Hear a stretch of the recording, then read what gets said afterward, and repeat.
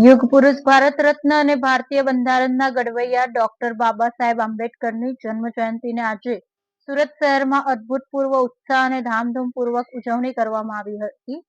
આ અવસરે ડોક્ટર બાબા સાહેબ આંબેડકર જન્મ જયંતિ ઉત્સવ સમિતિ સુરત દ્વારા એક ભવ્ય રેલીનું આયોજન કરવામાં આવ્યું હતું.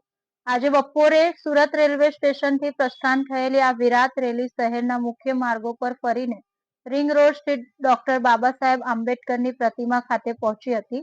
રેલીમાં મોટી સંખ્યામાં નગરજનો અને અનુયાયીઓ જોડાયા હતા, જેના કારણે સમગ્ર વાતાવરણ જય ભીમના નાદથી ગુંજી ઉઠ્યું હતું.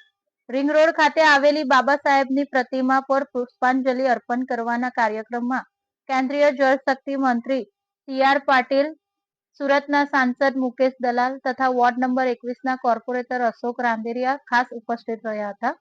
મહાનુભાવોએ બાબા સાહેબના પુષ્પાંજલિ અર્પણ કરી તેમના સામાજિક ન્યાય અને સમાનતાના વિચારોને યાદ કર્યા હતા. આ પ્રસંગે મહાનુભાવોએ જણાવ્યું હતું કે ડોક્ટર બાબા સાહેબ આંબેડકરે આપેલું બંધારણ દેશની એકતા અને અખંડિતતાનો પાયો છે. તેમના જીવન મૂલ્યો આજે પણ કરોડો લોકો માટે પ્રેરણારૂપ છે. કાર્યક્રમને સફળ બનાવવા માટે ઉત્સવ સમિતિના સભ્યો અને સ્થાનિક કાર્યકરોએ ભારે જહેમત ઉઠાવી હતી.